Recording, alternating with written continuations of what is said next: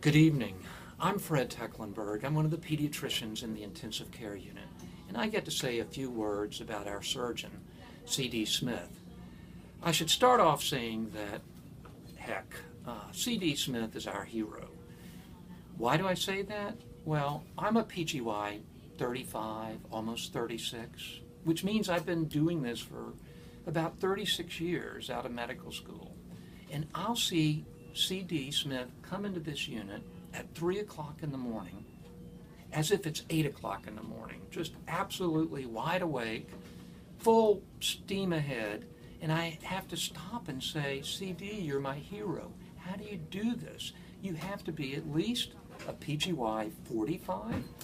So C.D. and I have shared a lot of experiences in this ICU. We've both been privileged enough to take care of some phenomenally interesting patients. I'm sure he will remember the many facets of Lemierre syndrome that we witnessed in a College of Charleston student, the ravages of necrotizing fasciitis in a 10-year-old, and just many other cases that I'm sure both of us will take to our graves. But getting back to CD, the thing that makes working with him so remarkable is that CD just incredibly has a absolutely normal ego. He is the most unassuming surgeon that I think I've ever met. And I think I know his secret. He started off as a pediatrician. A lot of people don't know that about him. Now, you might say, wait, what's going on with this reasoning? Is it some sort of bias? I don't think so. Think about it. Surgeons name everything after themselves. There's Murphy's sign, Bernie's point, eponyms galore for almost every procedure and every sign that they have described.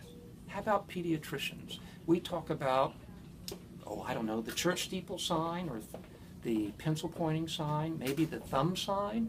We just don't name things after ourselves. Well, I think that the reason CD is such an absolute, wonderful, unassuming, normal ego person is that he started off as a pediatrician. I mean, heck, he trained in all these fancy places. He's married to an accomplished artist. He lives downtown with a water view. I mean, he could have been a real muckety-muck all these years. Instead, he was CD, and an absolute pleasure to work with.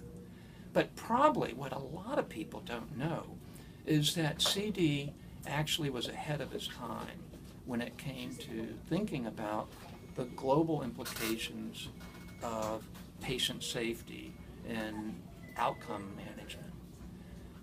About 15 years ago, long before it became popular, CD packed up and moved to Dartmouth for a year and came back with a bunch of fancy ideas about how we could change things to make things safer for patients. And again, this was long before I think it became popular, if you will, or mandated as the case may be now.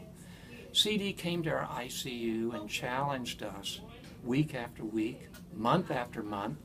He put all the respiratory therapists and the intensivists with all of our varied ways of doing things and forced us to actually look at the evidence and create pathways that dictated how we managed our ventilators, our sedation, our neuromuscular blockade, our nutrition.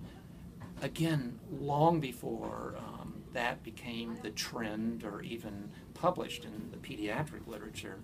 And by virtue of him literally doing that in our unit, we have impacted the care, or CD impacted the care of literally thousands of patients since then. So I would almost suggest to you that CD has impacted almost as many children through his efforts in the ICU by forcing us to adopt safety measures and outcome measures and algorithms that plan care. He's affected almost probably as many children as he affected with his scalpel.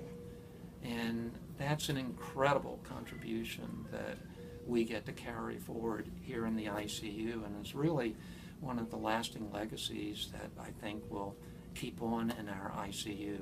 And for that, CD, we really are thankful, and the kids are particularly thankful.